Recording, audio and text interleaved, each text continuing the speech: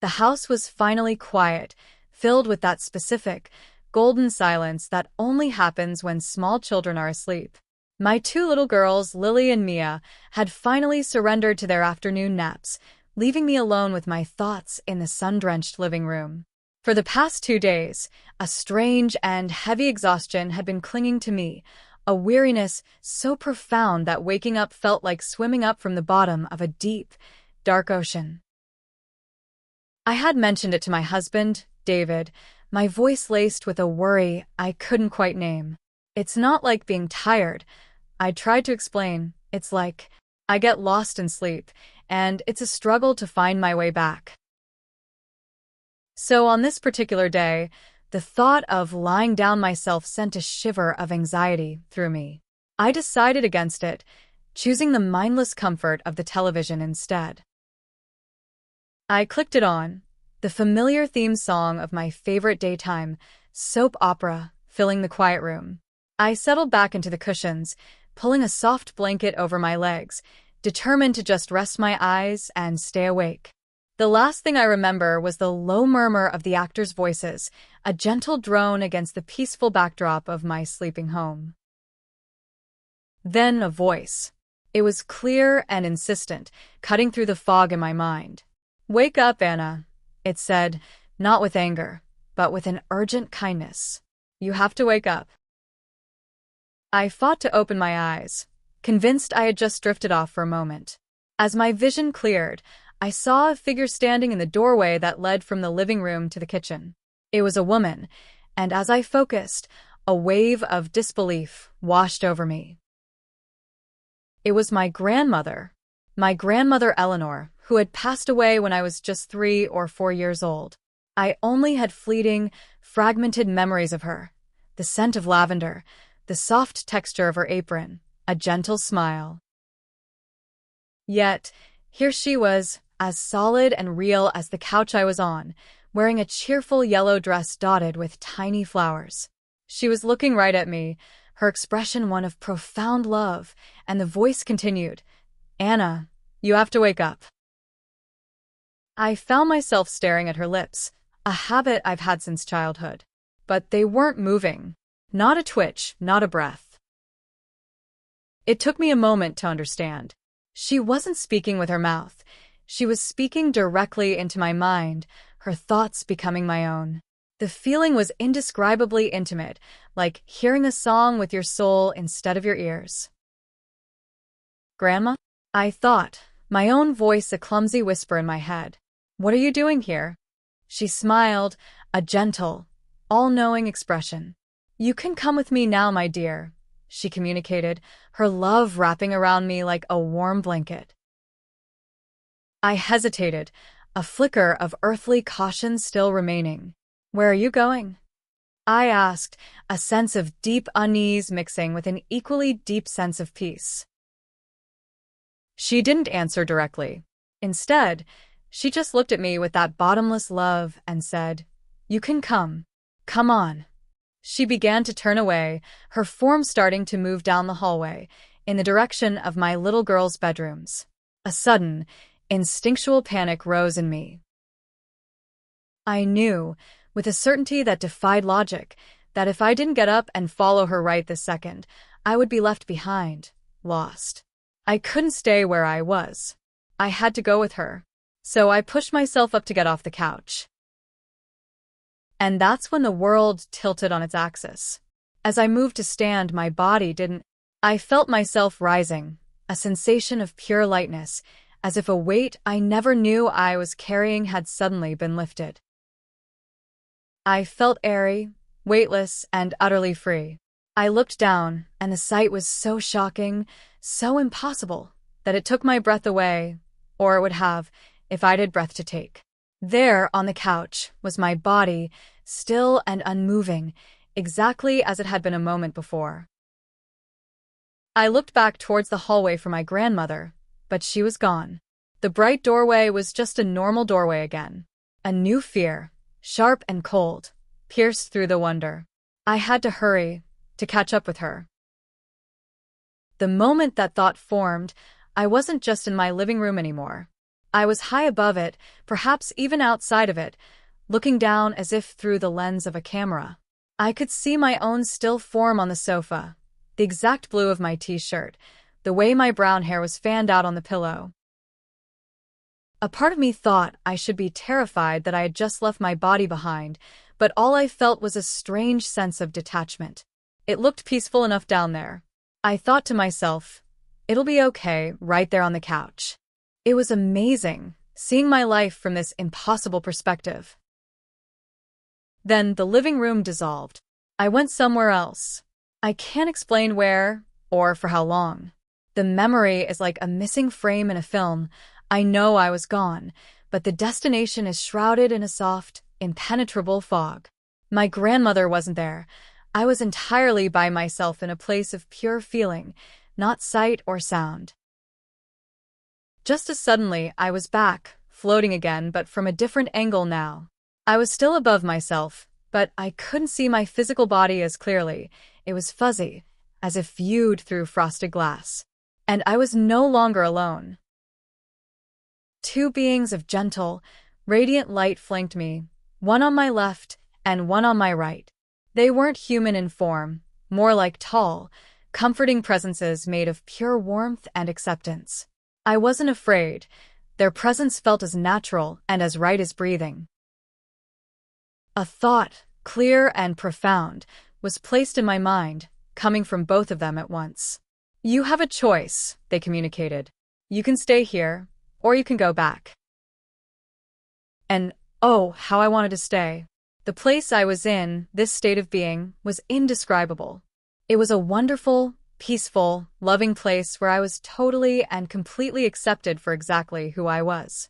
All my earthly worries, my insecurities, my fears, they were gone, dissolved in a light of pure understanding.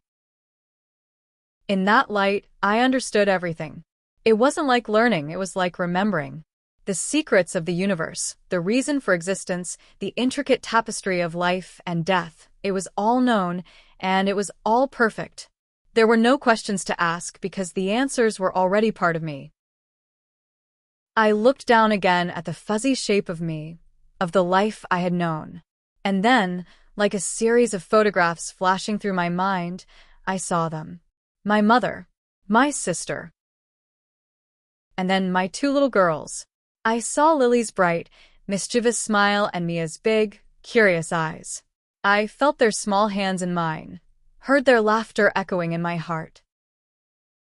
A wave of love, so powerful and so fiercely protective, surged through my being. It was a different kind of love than the universal acceptance I was feeling here.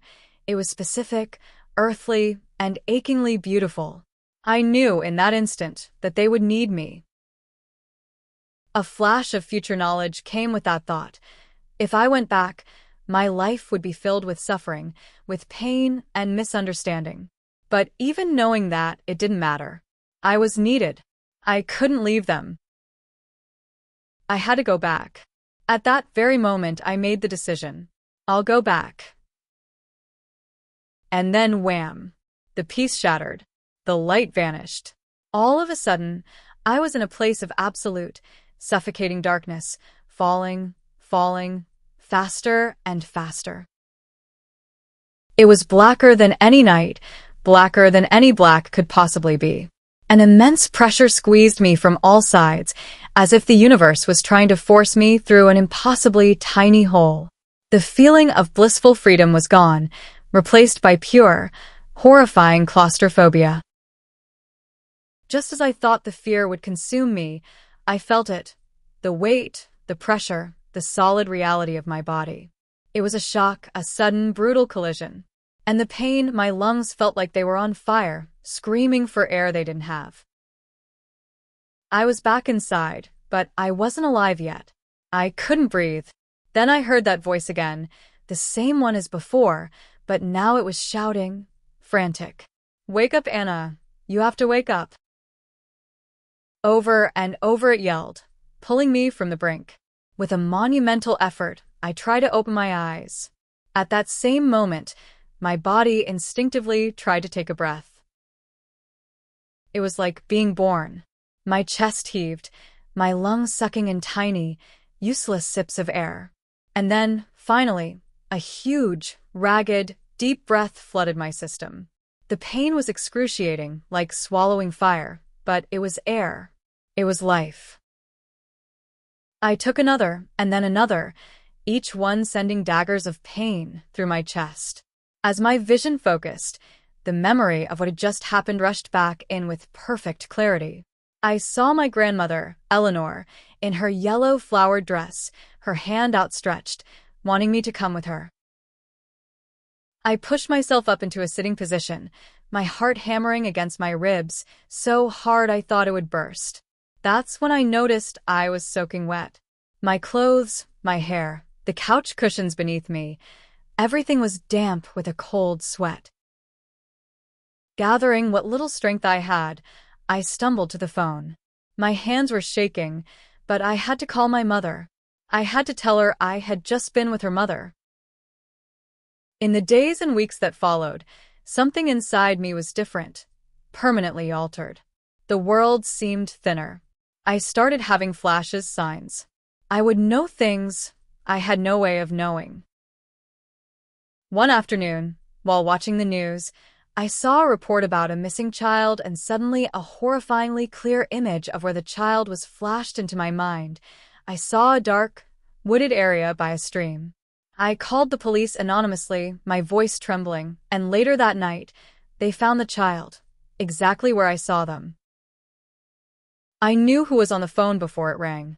I knew what a friend was going to say before she even opened her mouth to speak. It was overwhelming, a constant barrage of information I hadn't asked for.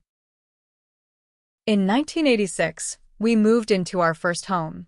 It was an old house, full of creaks and character, but after a few months, I realized it was also full of company. Little company. I would come home and hear the faint sound of children giggling from upstairs. The moment my key turned in the lock, the sound would stop. I think it was a boy and a girl, and they would play in the house while we were gone. Then, around 1993, a new visitor came. One evening, as I was reading in the living room, I heard heavy, slow footsteps crossing the wooden floor in the dining room. I looked up and saw the spirit of a man, dressed in clothes from the horse and buggy days. He walked towards me, and before I could react, he placed his hands on my shoulders. A profound warmth spread through me, and with it, a wave of his emotions, a deep love, but also a terrible, aching pain and sadness. It was so intense it stole my breath. The fear was primal. I screamed and scrambled out of the chair, running into the kitchen. "What do you want from me?" I yelled into the empty room, my heart pounding. My daughters had seen his shadow at the end of their beds at night, and I had seen it too, but David never saw or heard a thing. Someone told me that if you commanded a spirit to leave in God's name, it would have to go. So I did, my voice shaking, and he vanished. My gifts didn't stop there. I discovered a heat in my hands. I could feel it when I rubbed a knot out of a friend's back or soothed one of my children's fevers. People in the neighborhood started coming to me, wanting me to give them massages, wanting me to give them messages from the other side. But when I tried to explain what I was feeling, the energy, the chi, they started to look at me differently. They thought I was getting weird. The whispers and the strange looks became too much. They were scared of me. So, I shut it all down. I started to actively ignore the premonitions, to push away the voices, to cool the heat in my hands. I built a wall inside myself, brick by brick, until the world became quiet and mundane again. But the knowledge of what was on the other side of that wall never left me. Years later, my mother was in the hospital, very ill and close to death. I was sitting by her bedside, holding her frail hand, when I felt a familiar presence enter the room. It was him, the spirit from the horse and buggy days. This time, I wasn't afraid. I looked at him and spoke clearly in my mind. "You cannot have her yet. I'm not finished with her." He seemed to look from me to my mother, and then, with a sense of understanding, he faded away. Day after day, my mother got stronger and stronger. She left the hospital and is now living a full and healthy life. I have always felt that I came back for a reason, that I was sent back with these experiences to do something important. But now, after closing it all off for so long, I feel lost. I feel misplaced, like I'm a visitor here who has forgotten her purpose, left with only the fading memory of a place filled with light and the profound echo of a choice made out of love.